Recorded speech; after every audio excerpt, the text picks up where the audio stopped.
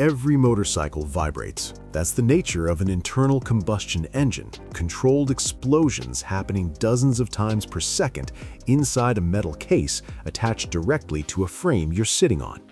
Some vibration is normal, some vibration is character, but there's a specific point where vibration crosses from normal into something your motorcycle is trying to tell you.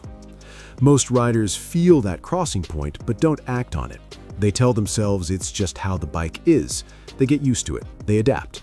And meanwhile, the actual cause keeps developing, getting worse gradually, causing wear in components that weren't designed to absorb it, and occasionally announcing itself catastrophically at the worst possible moment. By the end of this video, you'll know the 5 most common causes of excessive motorcycle vibration, how to identify which one is yours, and exactly what to do to fix it. Reason number 3 is the one most riders never consider, and it's the cause that creates the most expensive downstream damage if left unaddressed.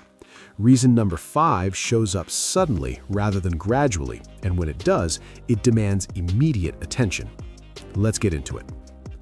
Reason 1: wheel imbalance. This is the most common cause of vibration that appears specifically at highway speeds and disappears at lower speeds. If your motorcycle feels smooth around town but develops a buzz or wobble through the handlebars and foot pegs above a certain speed, wheel imbalance is the first thing to suspect. Your wheels and tires together form a rotating assembly. For that assembly to spin smoothly at high speed, the mass needs to be evenly distributed around the circumference.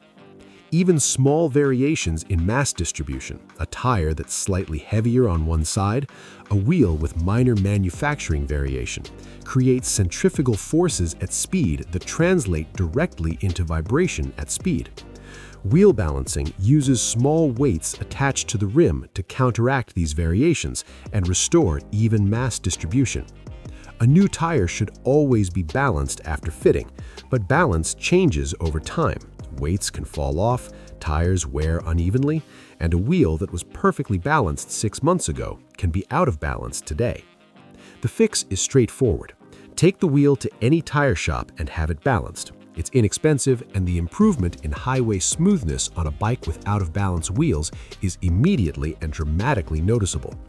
If your motorcycle developed highway vibration after a recent tire change, wheel balance is almost certainly the cause. Reason 2: worn or damaged tires. Beyond balance, the physical condition of your tires directly affects vibration in ways that wheel balancing alone cannot correct. A tire that's developed a flat spot from sitting in one position for an extended period creates a high spot that impacts the road once per wheel revolution. At low speed, this feels like a gentle thump.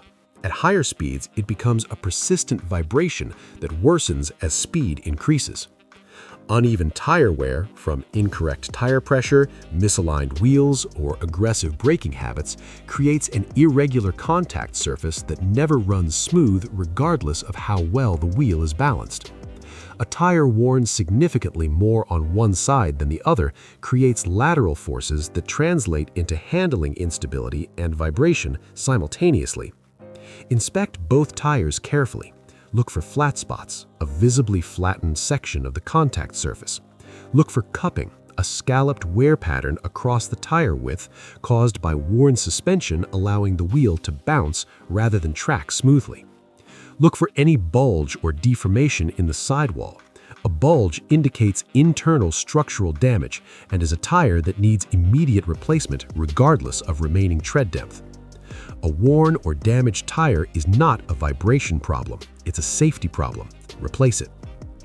Reason 3: engine mount bolts loose or worn engine mounts.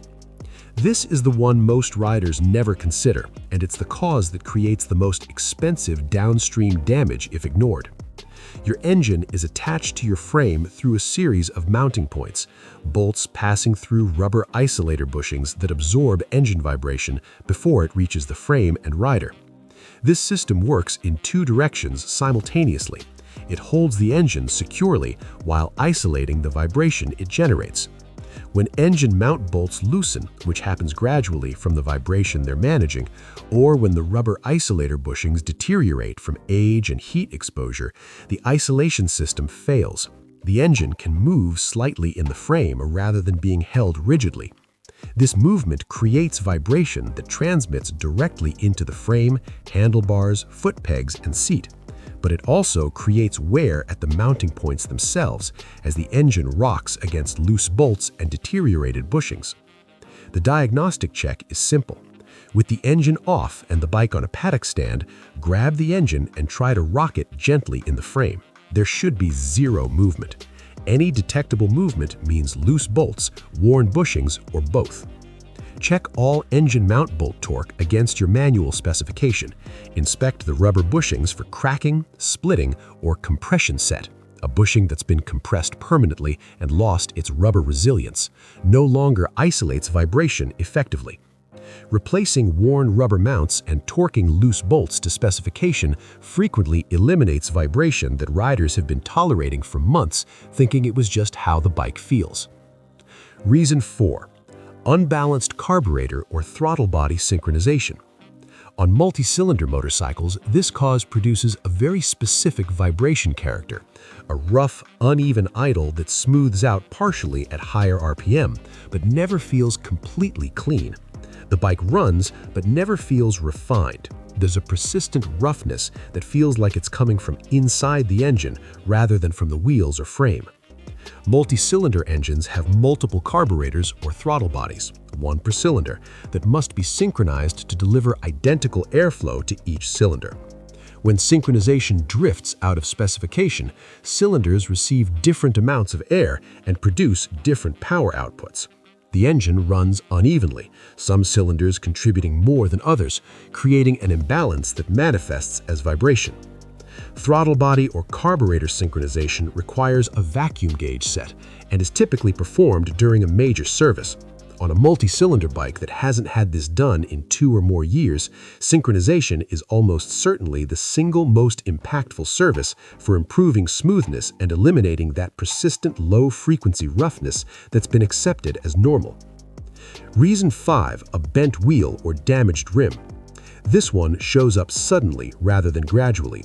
You hit a pothole, a significant road edge, or a speed bump at the wrong angle, and afterward the bike vibrates in a way it didn't before. Or a vibration that's been slowly developing suddenly becomes impossible to ignore. Either way, a bent wheel is the cause that demands immediate attention rather than scheduled maintenance. A wheel that's bent either laterally out of true or radially cannot be balanced. The distortion in the rim creates an irregular rotation that no counterweight can correct. The vibration it produces is typically felt through the entire bike rather than concentrated in one area, and it often has a rhythmic quality, a pulse that corresponds to wheel rotation speed. Checking a wheel for trueness requires removing it and spinning it in a stand while measuring deviation with a dial gauge, a job for a shop rather than a driveway. But the diagnostic trigger is simple. If vibration appeared suddenly after an impact, pull the wheel and have it checked before riding further.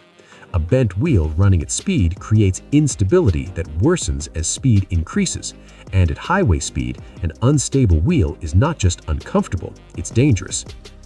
Don't adapt to new vibration, investigate it, because every cause on this list gets worse rather than better with time and mileage, and the one that's been building quietly in your engine mounts or in your rim for the last 6 months will eventually stop being a vibration problem and become something significantly more expensive.